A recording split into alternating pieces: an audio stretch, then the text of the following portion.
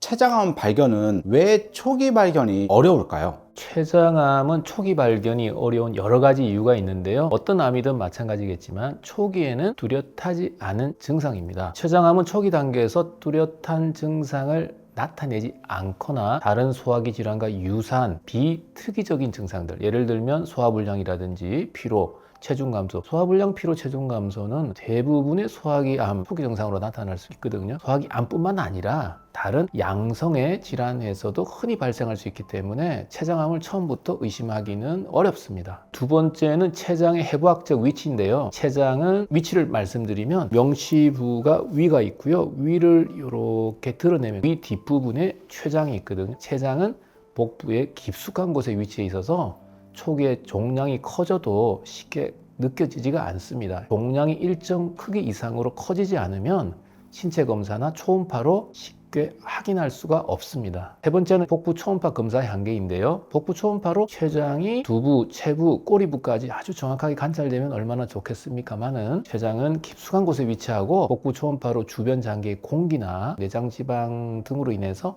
정확한 관찰이 힘든 경우가 꽤 많습니다. 특히 췌장의 꼬리부, 미부라고 하는데 미부는 바로 앞에 위장 공기로 가려져서 보이지 않는 경우가 매우 흔합니다. 췌장암을 확진하려면 고도의 진단 기술이 필요합니다. 초음파를 넘어서서 CT라든지 MRI, 더 나아가서는 내시경 초음파, EUS라고 하거든요. 특수한 영상 검사나 또는 조직 검사를 통해서 정확한 진단이 가능합니다. 하지만 이러한 검사는 보통 의심 증상이 나타나거나 암이 상당히 진행된 후에 시행되는 경우가 많습니다. 췌장암은 대부분 췌간 선암으로 악성도가 매우 높고 성장이 빠릅니다. 증상이 나타날 무렵에는 이미 진행된 상태인 경우가 많습니다. 췌장암은 증상이 나타난 시점에서 주변 장기나 임파절로 전이된 상태로 발견되는 경우가 흔합니다. 췌장암은 다른 암에 비해서 초기 발견도 어렵고 발견이 늦어질수록 치료의 어려움과 예후가 나빠질 수가 있습니다. 조기에 발견되지 않으면 치료 옵션이 제한되고 생존율도 낮아질 가능성이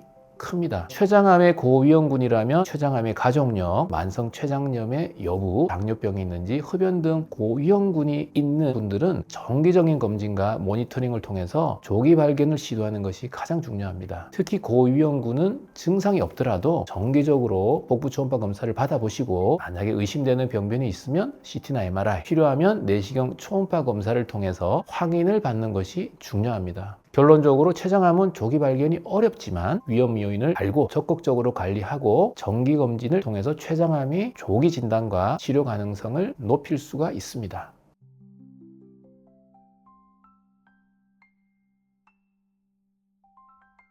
어렵겠지만 췌장암 체크할 수 있는 초기 신호들 알려주세요. 췌장암은 초기 증상이 모호하고 다른 질환과 유사해서 진단이 늦어질 수가 있는데요. 그럼에도 불구하고 췌장암에는 특정한 초기 신호들이 몇 가지가 있습니다. 첫 번째 증상은 복통입니다. 주로 상복부, 명치부나 등 부위에서 발생을 합니다. 대부분 통증은 식사 후에 더 심해지고요. 통증이 지속적이고 특정 자세를 취해도 완화되지가 않는 특징이 있습니다. 복부를 눌러도 통증은 줄어들지 않고 심지어 잠을 자거나 휴식을 취할 때도 계속해서 통증을 느낄 수가 있습니다. 췌장암에서는 종양이 커지고 인접 장기를 종양들이 압박을 하고 담관을 차단하기 때문에 통증을 유발합니다. 초기 단계에서 통증은 약할 수 있지만 암이 진행될수록 점점 통증은 강해지고 지속적이어서 일상생활에 큰 영향을 미칠 수가 있습니다. 두 번째 증상은 소화불량인데요. 췌장이라는 것이 소화 효소를 분비하는 장기이거든요. 그것 때문에 쏙쓰림, 구역질, 구토 같은 소화불편을 유발할 수가 있습니다. 지방이 많은 음식을 먹을 때는 증상이 더욱 악화가 됩니다. 다음으로 췌장암이 진행되면 변 상태에도 여러 가지 변화가 있을 수가 있습니다. 노르스름 해야 되는데 췌장에 문제가 있으면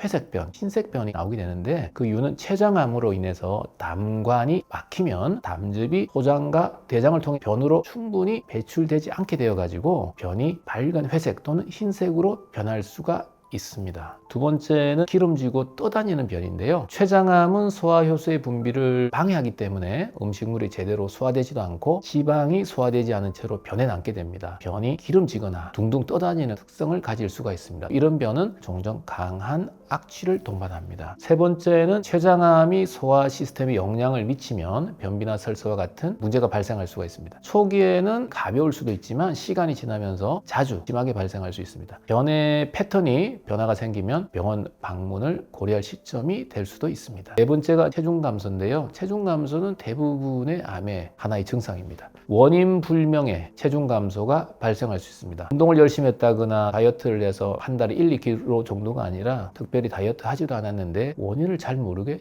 자꾸 체중이 빠져서 한 달에 4kg 이상, 5kg 이상 빠져서 오는 분들이 꽤 있습니다. 체중 감소가 되는 거는 암세포가 몸에서 영양분을 빠르게 소비하고 소화불량으로 인해서 음식 섭취가 줄어들기 때문입니다. 다섯 번째, 췌장암이 진행되면 황달이 나타날 수가 있습니다. 담즙이 지나가는 담도를 막을 때 담즙의 흐름이 차단되어서 발생합니다. 췌장의 두부에 있는 암은 담도 바로 옆에 있기 때문에 담도를 조개 막아서 담즙 흐름이 차단되어서 황달이 발생합니다. 여섯 번째는 식욕부진입니다. 암의 성장함에 따라서 음식에 대한 관심도 줄어드는 것도 한 이유입니다. 일곱 번째는 당뇨병 증상이 없다가 갑자기 나타날 수가 있어요. 이것은 췌장이 인슐린을 분비하는 장기인데 암이 생겨서 인슐린 분비에 문제가 생기기 때문입니다. 췌장암은 초기 증상이 모호할 수 있지만 앞에 말씀드린 7가지 증상이 지속되거나 복합적으로 나타날 경우에는 반드시 전문가와 상담하고 정밀 검사를 받는 것이 중요합니다.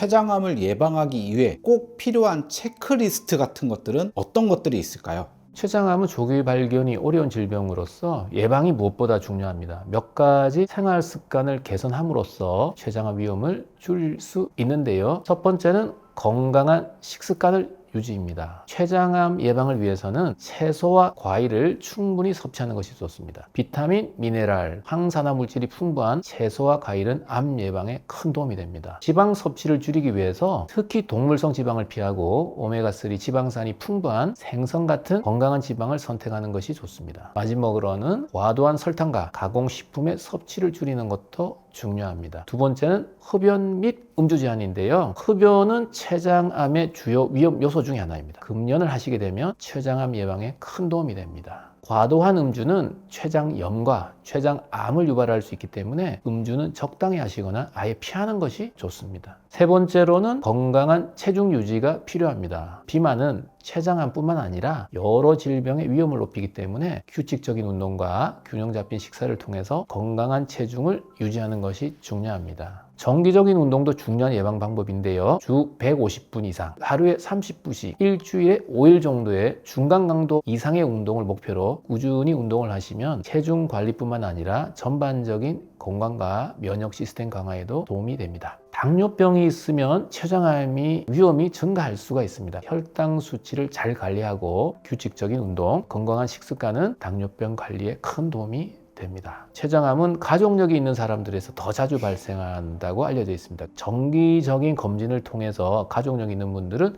조기에 발견하는 것이 중요합니다. 만성 췌장염이 있는 경우에도 췌장암 위험이 높아지므로 췌장염이 있는 분들은 특정 검사들, 예를 들면 복부 초음파, CT, MRI, 내시경 초음파 검사를 권장할 수 있습니다.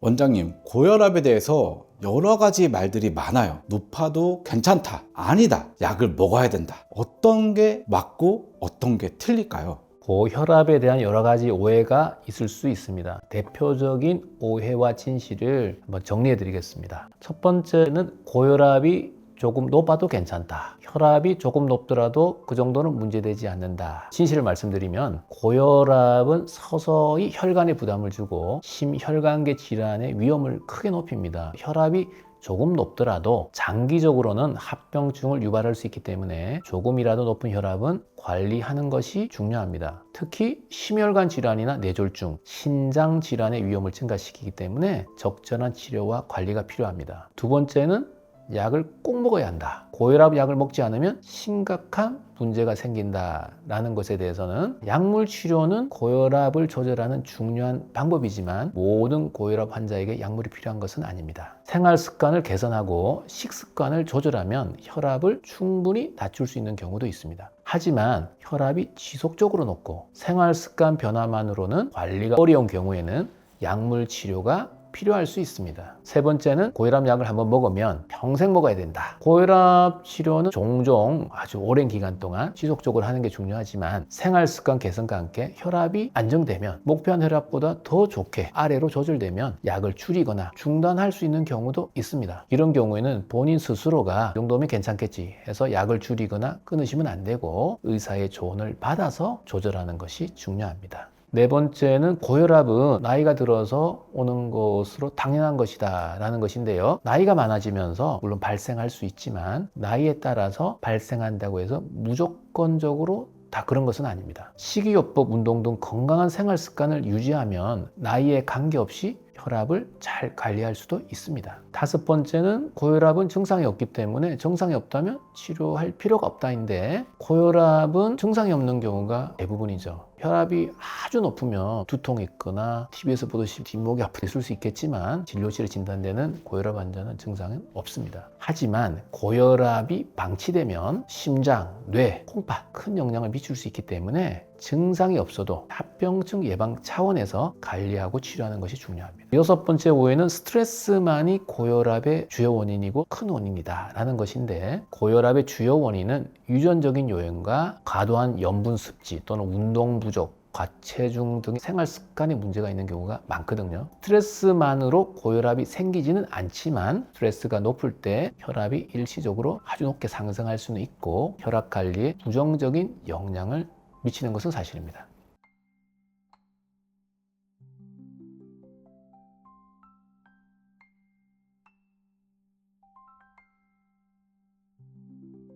혈압이 올라가는 이유는 무엇이며 혈압이 정상으로 내려오지 않는 이유는 뭘까요? 고혈압은 여러 가지 원인에 의해서 발생할 수 있는데 고혈압은 두 가지로 나눌 수 있습니다. 첫 번째는 원발성 고혈압, 원래부터 고혈압이다. 본태성 고혈압 말씀을 드리고 두 번째는 어떤 이유로 인해서 2차성 고혈압, 속발성 고혈압입니다. 원발성 고혈압, 특별한 원인 없이 발생하는 고혈압으로 전체 고혈압 환자의 약 90 내지 95%를 차지합니다. 혈압이 올라가는 명확한 원인을 알 수 없는 경우가 많다 해서 본태성 고혈압이라고도 합니다. 주로 유전적 요인이 많이 작용하고 생활습관, 나이, 비만, 과도한 소금 섭취, 운동 부족 등이 주요 원인으로 작용합니다. 혈압이 올라가는 이유는 말초 혈관이 좁아지거나 탄력, 탄성이 감소해서 혈액 흐름에 저항이 증가하고 신장, 콩팥이 소금과 물을 과도하게 재흡수해서 혈액량이 증가하고요. 교감신경의 과도한 활성으로 심박수와 혈관 수축이 증가하고 레닌,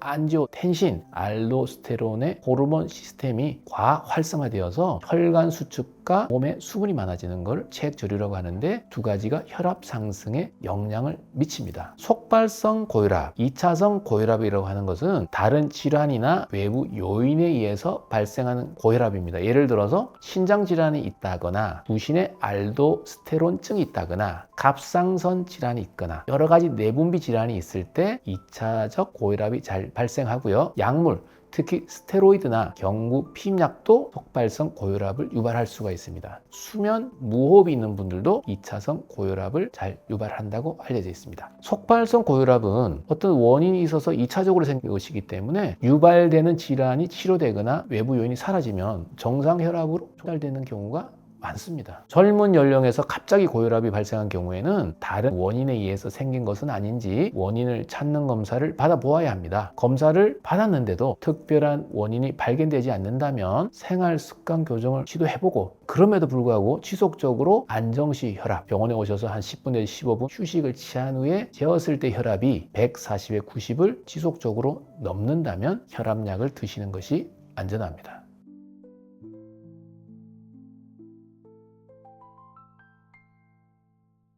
혈압약 평생 먹어야 할까요? 오래 먹는 약입니다. 혈압약은 약물 치료는 수축기 혈압이 140mmHg, 즉 140 이상, 이완기 혈압 90mmHg 이상일 때, 즉 140에 90 이상일 때 시작하는 것이 일반적입니다. 하지만 고혈압 전 단계에서도 심혈관 질환 위험이 높거나 다른 건강 문제가 있다면 약물 치료를 고려할 수가 있습니다. 정기적인 혈압 측정과 의사의 상담을 통해서 최적의 치료 계획을 세우는 것이 중요합니다. 혈압약을 평생 먹어야 하는지에 대한 질문은 대부분 오래 드셔야 됩니다 이야기를 하지만 개인의 상태와 혈압 관리 상황에 따라서 다릅니다. 만약 혈압이 지속적으로 높은 상태라면 약물 치료는 중요한 역할을 합니다. 약을 통해서 혈압을 정상 범위로 유지하는 것이 중요하고, 혈압을 정상 범위 내로 조절하지 않으면 심혈관 질환, 뇌졸중, 신장 질환 등 심각한 합병증의 위험이 크게 증가하기 때문입니다. 혈압약만 먹어서는 안 되고 일반적으로 생활 습관 개선과 함께 약을 드셔야 됩니다. 체중 관리를 하시고 식단 관리도 하시고 규칙적인 운동을 통해 혈압이 잘 조절된다면 약물의 용량을 줄여보거나 중단할 수 있는 경우도 있습니다. 하지만 대부분의 고혈압 환자는 약물 치료를 생활 습관 교정과 함께 병행을 해야 혈압이 안정적으로 유지됩니다. 고혈압 환자가 생활 습관을 획기적으로 개선을 해서 혈압이 정상 범위에 도달하고요. 이런 생활 습관 관리를 꾸준히 관리할 수 있다면 약물을 중단해 볼 수도 있겠습니다. 그러나 약물 중단은 매우 신중하게 의사와 상의한 후에 결정을 해야 됩니다. 고혈압은 재발 가능성이 있기 때문에 약물 중단 후에도 정기적인 혈압 체크가 필요합니다. 약을 중단 후에 다시 상승하면 약물 사용을 다시 시작해야 할 수 있습니다. 만약 고혈압이 만성적인 상태라면, 특히 유전적인 요인이 크거나 심장 질환이 있다든지 신장, 콩팥 질환이 동반되어 있는 경우에는 약물 치료는 끊지 말고 평생 지속하는 것이 좋을 수 있습니다. 약물 치료가 시작된 후에는 혈압을 꾸준히 모니터링 하시고 목표 혈압에 달성했는지 한번 확인하고, 목표 혈압에 도달하지 않았다면 약물의 용량을 증량을 하거나 약물의 가지수를 늘린다든지 하는 조정을 해볼 수가 있겠습니다. 혈압약을 드시는 분은 정기적으로 신장 기능 검사, 소변에 단백뇨가 빠지는지 한번 보시고 심전도 검사 등도 꼭 하시고, 고혈압에 의한 장기 손상들이 여러 장기에서 발생했는지 자주자주 점검하시는 것이 중요합니다.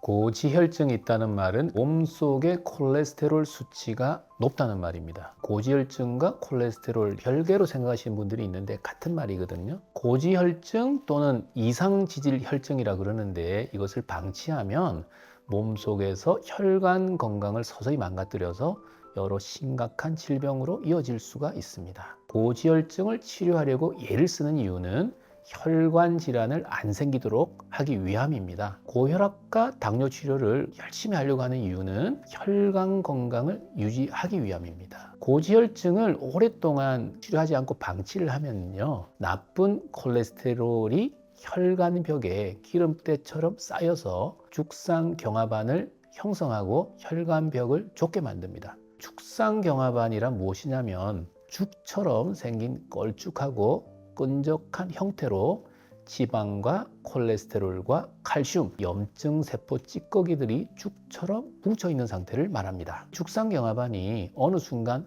파열을 하게 되면 피떡 같은 혈전들이 생겨서 혈관벽을 막게 되어서 심근경색이나 뇌경색을 유발합니다. 경화반이 시간이 흘러 점차 석회화가 되고 딱딱해지면 혈관의 탄력이 떨어지고 혈관이 파열하기 쉬워서 출혈을 일으키게 되는데 뇌출혈이 이에 해당합니다. 고지혈증으로 인해 생기는 혈관 질환들을 구체적으로 알아보면 심혈관 질환으로 가장 무서운 심근경색이 있습니다. 혈관 속에 쌓인 콜레스테롤 찌꺼기, 죽상동맥경화반이 심장으로 가는 혈관을 막아서 발생합니다. 혈관이 완전히 막혀서 심장 조직이 피가 안 통해서 괴사가 오고 심한 가슴의 통증을 호소합니다. 겪어보지 못한 심한 흉통을 호소하지만 어떤 분들은 명치부의 불쾌감이나 또는 소화가 안 되는 증상을 호소하기도 합니다. 이때 심전도를 찍어보면 심근경색의 특징적인 파로 인해서 심근경색으로 진단을 하고요, 큰 병원 응급실로 전원되기도 합니다. 심근경색이 심하면 심실부정맥을 일으켜서 심장마비로 갑자기 사망할 수 있는 매우 응급 상황입니다. 다음으로는 협심증이 있습니다. 심장에 혈액을 공급하는 혈관이 좁아져서 심장 근육에 혈액 공급이 부족해지는 질병입니다. 가슴이 쥐어짜는 듯한 통증이 특징인데 운동이나 노동을 할 때 흉통이 생기거나 심해지는 특징이 있습니다. 심혈관 질환 못지않게 중한 뇌혈관 질환의 발생 위험이 역시 고지혈증이 오래 방치되면 올라갑니다. 뇌졸중은 뇌혈관이 막혀서 오는 뇌경색과 뇌혈관이 터져서 발생하는 뇌출혈 모두를 말합니다. 심각할 경우에는 반신마비나 언어장애 같은 후유증이 남을 수가 있습니다. 생명을 위협하는 중요 부위의 혈관이 터지거나 막히면 급사를 할 수도 있습니다. 고지혈증이 지속되면 말초혈관 질환의 발생 위험도 올라갑니다. 하지동맥폐쇄증은 다리로 가는 혈관이 막혀서 보행 중에 다리가 심하게 아픈 증상이 나타납니다. 심하면 괴사로 이어질 수도 있고 절단을 해야 하는 경우도 있습니다. 콜레스테롤 중에서 중성지방이 높을 때는 간으로 유입이 많이 되어서 지방간이 발생할 수 있고 중성지방 수치가 매우 높으면 급성 췌장염의 위험도 올라갑니다. 중성지방이 정상은 150mg/dl 이하인데 만약 이 수치가 500mg/dl 이상으로 올라가면 췌장의 미세혈관을 막아버립니다. 미세혈관이 막히면 췌장 조직으로 산소와 영양 공급이 떨어지고 세포 손상이 와서 췌장의 자기 소화 기능으로 녹아내려서 췌장염을 유발합니다.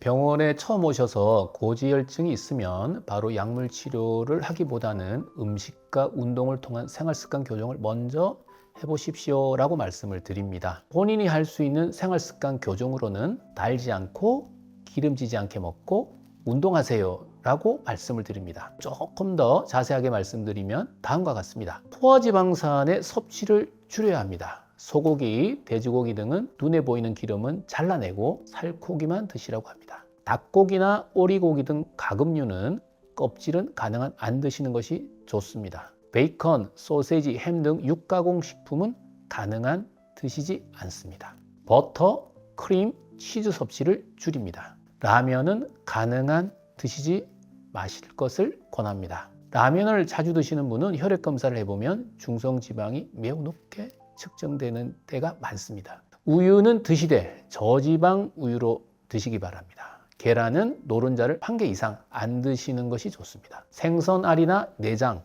곱창을 적게 드세요. 장어, 오징어, 새우 등 콜레스테롤 함량이 많은 음식을 줄이는 것이 좋습니다. 과자류, 튀김, 마가린, 패스트푸드 등의 트랜스 지방이 많은 음식의 섭취를 줄여야 합니다. 술은 중성지방을 급격하게 많이 올립니다. 체열 전에 3일간은 술, 고기, 튀김 등 기름진 음식을 먹지 말고 체열해야 중성지방이 제대로 측정이 됩니다.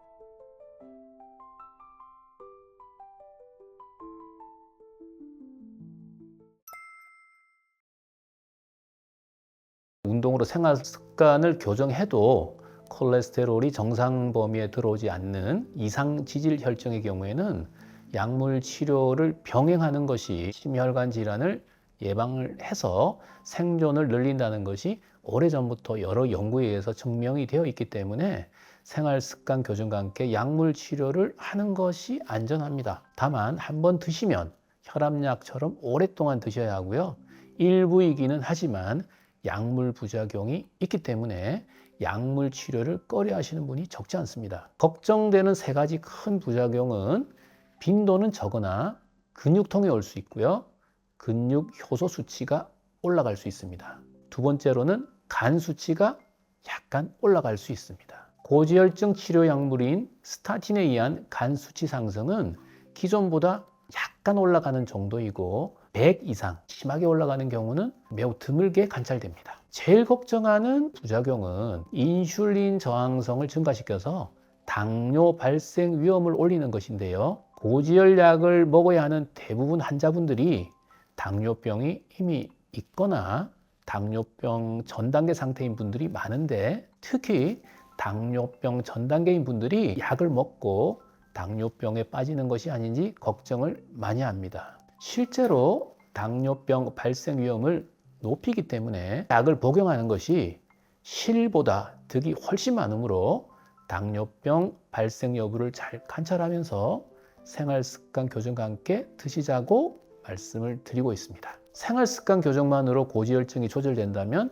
제일 좋은 경우가 되겠습니다. 식이 조절이나 운동을 통해서도 조절되지 않는 고지혈증이 더 많은 관계로 심혈관 질환의 예방을 생각한다면 약물 치료도 긍정적으로 볼 필요가 있겠습니다. 약물 치료의 부작용 걱정으로 콜레스테롤 수치가 정상이 되면 약을 스스로 끊는 분들이 많은데 다시 혈액 검사를 해보면 대부분 다시 원래대로 올라가므로 거의 평생을 드시는 것이 안전하고, 약을 줄이거나 끊는 것은 의사와 꼭 상의를 하셔야 합니다. 약물 치료를 꺼려 하신 분들에게 약물 치료 전 약물 치료를 대체할 방법으로는 음식 조절과 운동밖에 없습니다. 약물 치료 전에 달지 않고 기름지지 않게 드세요.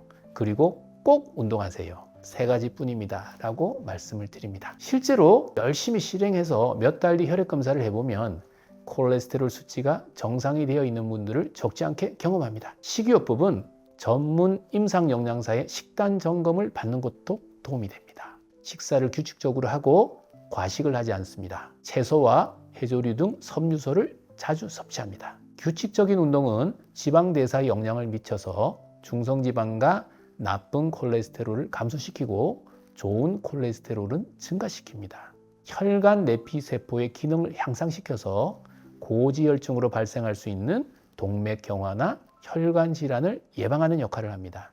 운동으로 인해서 내장 지방이 줄어들면 인슐린 저항성도 좋아지고 당뇨, 고혈압, 지방간도 같이 좋아집니다. 유산소 및 근육 운동을 꾸준히 하는 것이 중요한데 중등도 강도로 일주일에 5회 이상 하는 것이 도움이 됩니다. 결론적으로 달지 않고 기름지지 않게 먹고 꾸준히 운동하자. 그래도 안 되면 약물의 도움을 빌리자입니다.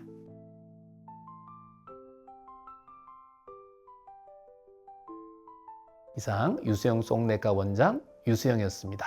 감사합니다.